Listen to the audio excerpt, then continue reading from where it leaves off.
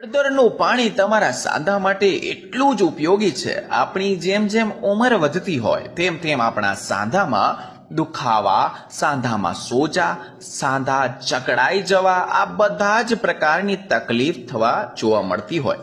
હળદરના પાણીની અંદર કર્ક્યુમિન નામનું તત્વ હોય છે અને આ કર્ક્યુમિન નામનું પોષણ તત્વ ખાસ કરીને સોજાઓને ઘટાડવાનું કાર્ય કરે છે. અને આ કર્ક્યુમિન સાંધામાં જેટલી પણ તકલીફ હોય તે બધી જ તકલીફને ઘટાડવામાં આપણી મદદ કરે છે. જે વ્યક્તિ હંમેશા ટેન્શન અને તણાવમાં રહેતો હોય, જે વ્યક્તિ થોડું કામ કર્યા પછી થાકી જતો હોય, તો આ બધી તકલીફોને દૂર કરવામાં પણ હળદર તમારી ઘણી મદદ કરે છે. જે વ્યક્તિ ઋતુ બદલે તો પણ બીમાર નથી પડતા, કારણ કે તેવા લોકોનો રોગ પ્રતિકારક શક્તિ સારી હોય છે.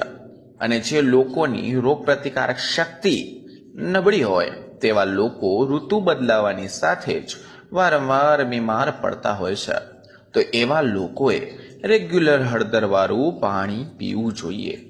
હળદરની અંદર ખૂબ જ પાવરફુલ એન્ટીઓક્સિડન્ટ પ્રોપર્ટી હોય છે, જેના પરિણામે ઉંમર વધવાની સાથે આપણી ચામડી જે ફીકી પડી જતી હોય, ચામડી ઉપર વધુ કળસલીઓ જોવા મળતી હોય અને ઉંમર નાની હોવા છતાં પણ ઘણા વ્યક્તિઓ ઘરડા દેખાતા હોય અને સાવ થોડુંક જ કામ કરે ત્યારે તે લોકો થાકી જતા હોય, તો આ બધી સમસ્યા સામે રક્ષણ મેળવવા માટે હળદરવાળું પાણી ખૂબ જ ઉપયોગી છે. તમે ક્યારેય વિચાર્યું પણ નહીં હોય, એક ગ્લાસ હળદરવાળું પાણી પીવાથી આપણા શરીરને કેટલા બધા ફાયદા મળે છે. આજના વિડીયોમાં આપણે વાત કરીશું હળદરવાળું પાણી પીવાથી આપણા શરીરને શું શું ફાયદા મળે છે. હળદરવાળું પાણી ક્યારે અને કેટલી માત્રામાં પીવું જોઈએ અને કેટલાક સમય સુધી પીવું જોઈએ, અને આ હળદર વાળું પાણી પીતા સમયે તમારે કઈ કઈ વાતનું ખાસ કરીને ધ્યાન રાખવું જોઈએ. હળદર વાળું પાણી પીવાનો સૌથી મોટો ફાયદો થાય તો તે આપણા શરીરની અંદરના સોજાઓને દૂર કરે છે અને આપણા શરીરની અંદરના ભાગમાં થયેલા સોજાઓ આપણને સાંધાના દુખાવા કરતા હોય છે. અને જો આ સોજો આપણી નસોની અંદર થાય તો આ નસોને બ્લોકેજ પણ કરી શકે છે અને તેના પરિણામે હૃદય રોગની તકલીફ પણ આવી શકે છે. હળદરવાળું પાણી રેગ્યુલર પીવાથી તમારા સાંધાના દુખાવા અને શરીરના અંદરના ભાગમાં આવેલા સોજાને ઘટાડે છે અને હળદરવાળું પાણી ફ્રી રેડિકલ સામે લડવાનું કાર્ય કરે છે. એટલે ભવિષ્યમાં તમને કેન્સર થવાની સંભાવના ઘણી હદ સુધી ઘટી જાય છે. જે લોકોને કોઈ પણ જાતની બીમારી નથી, એકદમ સ્વસ્થ અને તંદુરસ્ત છે, અને તેવા લોકો પણ રેગ્યુલર હળદરવાળું પાણી પીવાનું જો શરૂ કરી દે તો ઉંમર વધવાની સાથે થતી બીમારીઓથી તે લોકો બચી શકે છે. મિત્રો, તમે સામાન્ય રીતે સાંભળ્યું જ હશે, હળદરવાળું પાણી રેગ્યુલર પીવાથી તમને શરદી, ઉધરસ, કફ આવી બધી વસ્તુઓમાં રાહત મળે છે. પરંતુ જો તમારા ગળામાં સોજો રહેતો હોય અને તેવા કિસ્સામાં પણ તમે હળદરવાળું પાણી પીવો છો તો તમને ગળામાં સોજાની તકલીફમાં ઘણી રાહત મળે છે. હળદરવાળું પાણી રેગ્યુલર પીવાથી તમારી રોગ પ્રતિકારક શક્તિ મજબૂત બને છે. ઘણા બધા લોકોને તમે જોયું હશે, જે લોકો વાતાવરણ અથવા તો ઋતુ બદલાતા જ બીમાર પડી જતા હોય છે, તેવા લોકોની શરદી, ઉધરસ અને તાવ આવી સમસ્યા દર 3 મહિને જોવા જ મળતી હોય છે.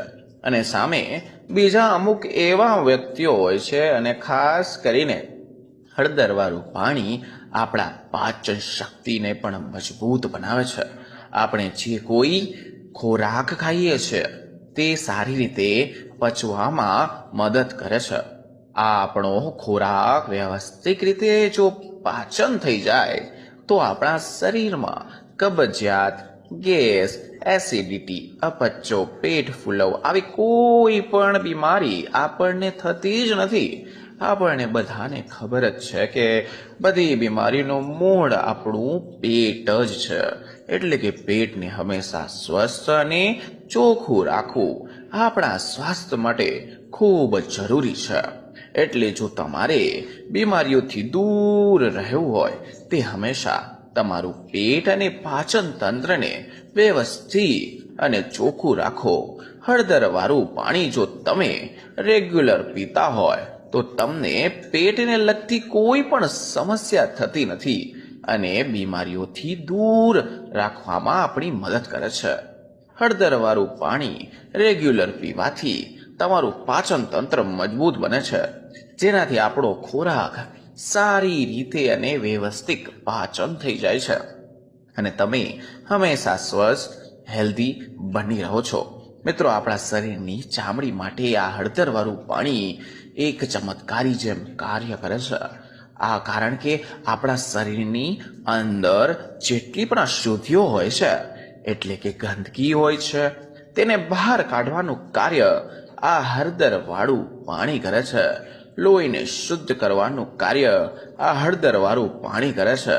જ્યારે તમારું લોહી શુદ્ધ અને ચોખ્ખું રહેશે ત્યારે આપણને ખીલ, ફોલેડિયા, દાગ, ધબ્બા બધી જ સમસ્યા અથવા વસ્તુથી હોવાની શક્યતા ઘણી હદ સુધી ઘટી જાય છે.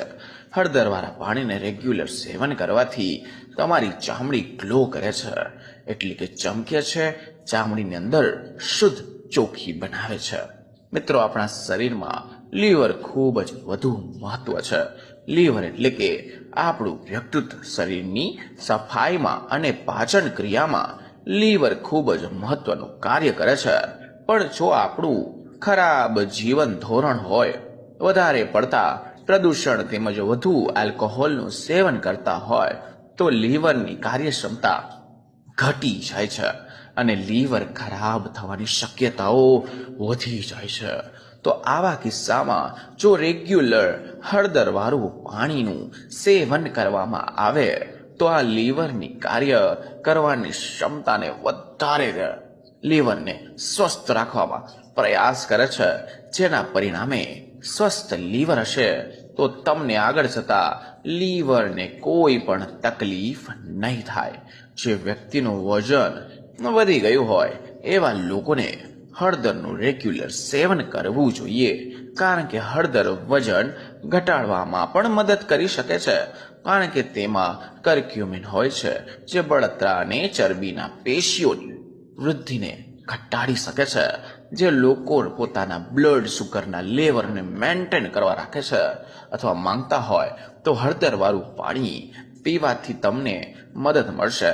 કારણ કે હળદરની અંદર કર્ક્યુમિન નામનો પોષણ તત્વ હોય છે, જે બ્લડ શુગરને કંટ્રોલ કરવામાં ઘણી મદદ કરે છે.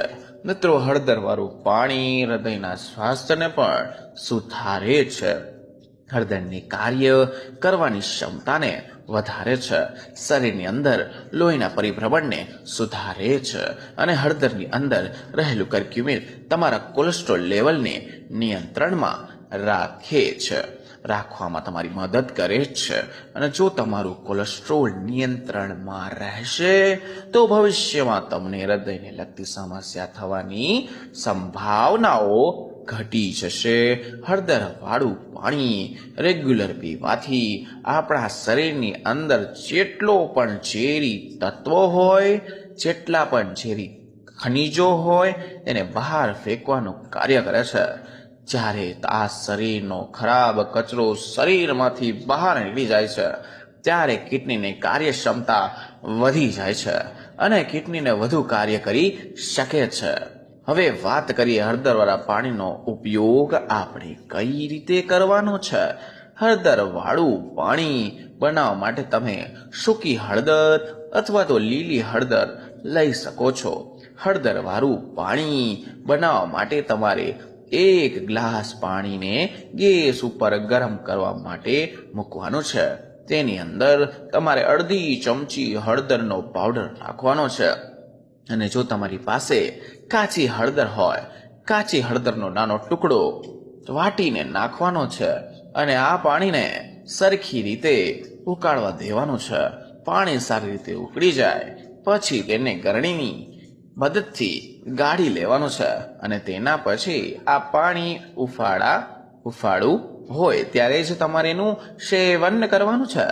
આ પાણીનું સેવન તમારા શરીર ભૂખ્યા પેટે કરવાનું છે. આ પાણીનું સેવન કર્યા પછી તમારે અડધોથી 1 કલાક સુધી કાંઈ ખાવાનું જ નથી. હવે વાત કરીએ હળદરવાળું પાણી આપણે કેટલો સમય સુધી રેગ્યુલર પીવું જોઈએ. મિત્રો, હળદરવાળા પાણીનું સેવન કરવું એમ તો સુરક્ષિત માનવામાં આવે છે. તમારે 1 મહિના સુધી કન્ટિન્યુ દરરોજ અડધી ચમચી જે હળદર પાવડરનો ઉપયોગ કરીને આ પાણી પી શકો છો. પછી એવું લાગે તો 15 દિવસનો બ્રેક રાખી દેવાનો અને ફરી પાછું 1 મહિના સુધી તમે હળદરવાળું પાણી પી શકો છો. અને હળદરની તાસીર ગરમ હોય છે એટલે બને તો શિયાળામાં હળદરવાળું પાણી પીવાનું વધુ આગ્રહ રાખો અને ગરમીના સિઝન એટલે કે ઉનાળામાં તમારે હળદરવાળા પાણીનો ઉપયોગ ન કરવો જોઈએ. અને જો તમારે ઉપયોગ કરવો જ હોય તો સાવ ઓછી માત્રામાં ઉપયોગ કરવો જોઈએ. હળદર કુદરતી રીતે મળી આવતી વસ્તુ છે એટલે એની કોઈ ખાસ સાઈડ ઇફેક્ટ નથી થતી હોતી. હવે વાત કરીએ કયા સમયે તમારે હળદરવાળું પાણી ન પીવું જોઈએ. જો કોઈ મહિલા તેના બાળકને સ્તનપાન કરાવતી હોય અથવા કોઈ મહિલા પ્રેગ્નન્સી હોય અથવા તો કોઈ મહિલા પ્રેગ્નન્સી માટે તૈયારી કરી રહી હોય તો એવી મહિલાઓએ હળદરવાળા પાણીનું સેવન તેના ડોક્ટરને પૂછીને જ કરવું જોઈએ. જો કોઈ વ્યક્તિને પિત્તાશયમાં પથરીની તકલીફ હોય અથવા તો કિડનીમાં પથરી છે તો આવા કિસ્સામાં પણ તમારે હળદરવાળા પાણીનું સેવન ન કરવું જોઈએ. જે વ્યક્તિ લોહીનું પતલું છે, જેનું લોહી પતલું છે, દવા ખાતા હોય તો તમારે હળદરવાળા પાણીનું સેવન ન કરવું જોઈએ. જે લોકોને એસિડ રિફ્લેક્સ થવાની કોઈ પણ તકલીફ હોય એવા કિસ્સામાં પણ હળદરવાળું પાણી ન પીવું જોઈએ. જે વ્યક્તિને આયરનની કમી રહેતી હોય એવા લોકોને પણ હળદરવાળા પાણીનું સેવન તેને ડોક્ટરને પૂછીને જ કરવું જોઈએ.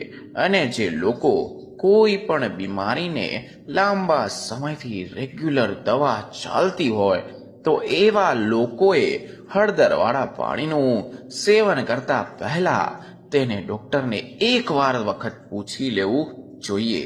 આ દવા સાથે હળદરવાળું પાણી પીવાથી તેને કોઈ સાઈડ ઇફેક્ટ તો નથી થાય ને? તો મિત્રો, મને આશા છે આજનો વિડીયો તમને જરૂર પસંદ આવ્યો હશે. તો આ વિડીયોમાંથી તમે કંઈ નવું શીખ્યા હશો. જો વિડીયો તમને સારો લાગ્યો હોય તો વિડીયોને લાઈક, ચેનલ ઉપર નવા હોય તો ચેનલને સબસ્ક્રાઇબ પણ કરો. અને ફરી મળીશું નવા વિડીયો નવા ટોપિક સાથે. ત્યાં સુધી બધાને મારા હર હર મહાદેવ અને રાધે રાધે.